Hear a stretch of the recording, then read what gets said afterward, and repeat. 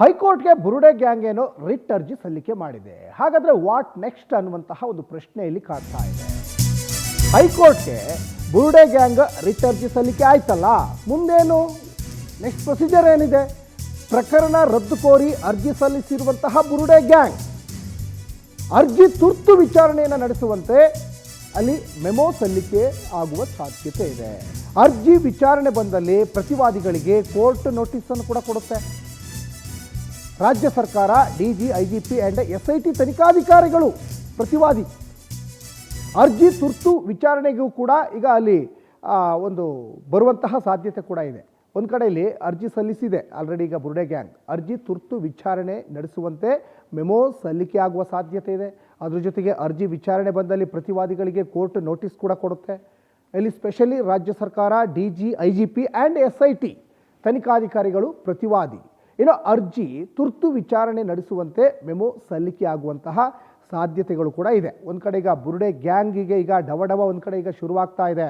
ತಾವೇ ಹಾಕಿದ ಕೇಸನ್ನು ಈಗ ವಾಪಸ್ ಪಡ್ಕೊಳ್ತೀವಿ ಅಂತ ಹೇಳ್ತಾ ಇದ್ದಾರೆ ಅಂದಾಗ ಇಲ್ಲಿ ಸ್ಪಷ್ಟವಾಗಿ ಗೋಚರ ಆಗ್ತಾ ಇದೆ, ಧರ್ಮಸ್ಥಳದ ವಿರುದ್ಧವಾಗಿ, ಧರ್ಮಸ್ಥಳದ ಧರ್ಮಾಧಿಕಾರಿಗಳ ವಿರುದ್ಧವಾಗಿ ಹೆಣೆದಿದ್ದು ಎಲ್ಲವೂ ಷಡ್ಯಂತ್ರ ಅನ್ನುವಂಥದ್ದು ಇಲ್ಲಿ ಸ್ಪಷ್ಟವಾಗಿ ಗೊತ್ತಾಗ್ತಾ ಇದೆ.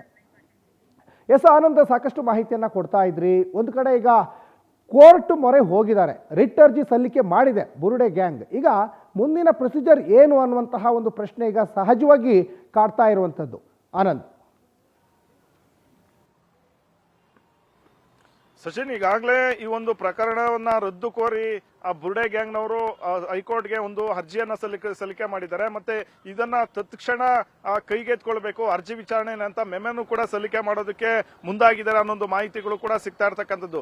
ಒಂದು ವೇಳೆ ತುರ್ತು ಒಂದು ಅರ್ಜಿ ವಿಚಾರಣೆಗೆ ಹೈಕೋರ್ಟ್ ಮುಂದಾಗಿದ್ದೆ ಆದಲ್ಲಿ ಸರ್ಕಾರಕ್ಕೂ ಕೂಡ ಒಂದು ನೋಟಿಸ್ ಅನ್ನ ಇಶ್ಯೂ ಮಾಡ್ತಾರೆ. ಜೊತೆಗೆ ಪ್ರತಿವಾದಿಗಳಾಗಿರ್ತಕ್ಕಂಥ ಡಿಜಿ, ಐಜಿಪಿ ಅವ್ರಿಗೂ ಕೂಡ ಒಂದು ನೋಟಿಸ್ ಅನ್ನ ಕೊಡ್ತಾರೆ. SIT ಮುಖ್ಯಸ್ಥರೇನಿದ್ದಾರೆ ಪ್ರಣಬ್ ಮೊಹಂತಿ ಅವ್ರಿಗೂ ಕೂಡ ಒಂದು ನೋಟಿಸ್ ಅನ್ನ ಕೊಡಲಾಗುತ್ತೆ. ಅವ್ರನ್ನು ಕೂಡ ವಿಚಾರಣೆಗೆ ಒಳಪಡಿಸ್ತಕ್ಕಂತ ಒಂದು ಕೆಲಸವನ್ನು ಹೈಕೋರ್ಟ್ ಮಾಡುತ್ತೆ. ಹಿಂದೆನೂ ಕೂಡ ಕೋರ್ಟ್ಗೆ ದೂರು ಕೊಟ್ಟಂತ ಒಂದು ಸಂದರ್ಭದಲ್ಲಿ ರಾಜ್ಯ ಸರ್ಕಾರಕ್ಕೂ ಕೂಡ ನೋಟಿಸ್ ಅನ್ನ ನೀಡಲಾಗಿತ್ತು. ಹಾಗೆ ಸರ್ಕಾರದ ಮುಖ್ಯ ಕಾರ್ಯದರ್ಶಿಗಳಿಗೆ ನೋಟಿಸ್ ಅನ್ನ ಕೊಡಲಾಗಿತ್ತು. ಹಾಗೆ ಡಿಜಿ, ಐಜಿಪಿ ಅವ್ರಿಗೂ ಕೂಡ ನೋಟಿಸ್ ಅನ್ನ ಕೊಡಲಾಗಿತ್ತು. ಅದೇ ರೀತಿ ಈಗ ಪ್ರಕರಣದ ರದ್ದು ಕೋರಿ ಒಂದು ಅರ್ಜಿಯನ್ನ ಏನ್ ಸಲ್ಲಿಕೆ ಮಾಡಿದ್ದಾರೆ, ಹಿಂದೆ ಪಾಲಿಸಿದಂತ ಒಂದು ನಿಯಮಗಳೇ ಕೋರ್ಟ್ ನಲ್ಲಿ ಪಾಲನೆ ಆಗುತ್ತೆ. ಹಾಗಾಗಿ ಪ್ರತಿವಾದಿಗಳಿಗೆ ಎಲ್ರಿಗೂ ಕೂಡ ಅರ್ಜಿಯನ್ನ ಕೊಟ್ಟು ಒಂದು ತತ್ಕ್ಷಣ ಒಂದು ಅರ್ಜಿ ವಿಚಾರಣೆಯನ್ನು ಕೂಡ ಕೈಗೆತ್ತಿಕೊಳ್ತಕ್ಕಂಥ ಒಂದು ಸಾಧ್ಯತೆ ಇದೆ.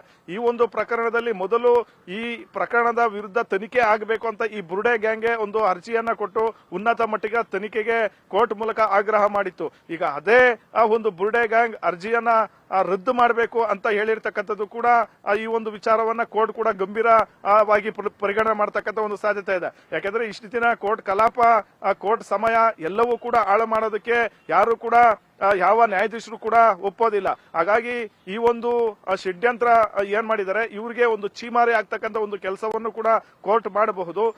ಇದೇ ಅಲ್ಲದೆ SIT ವರದಿಯಲ್ಲಿ ಇವರೆಲ್ಲರನ್ನು ಕೂಡ ತಪ್ಪಿತಸ್ಥರು ಅಂತ ಹೇಳಲಾಗಿರ್ತಕ್ಕಂಥದ್ದು. ಹಾಗಾಗಿ ಇವ್ರ ಮುಂದೆ ಏನೀಗ ಒಂದು ತನಿಖೆ ಆಗಿದೆ, ಇವರನ್ನ ಒಂದು ತನಿಖೆಗೆ ಒಳಪಡಿಸ್ತಕ್ಕಂಥ ಒಂದು ಆದೇಶವನ್ನು ಕೂಡ ಕೋರ್ಟ್ ಹೊರಡಿಸ್ತಕ್ಕಂಥ ಸಾಧ್ಯತೆ ಇದೆ. ಸಚಿನ್, ಧನ್ಯವಾದ ಆನಂದ್ ತಮ್ಮೆಲ್ಲ ಡೀಟೇಲ್ಸ್ಗಾಗಿ.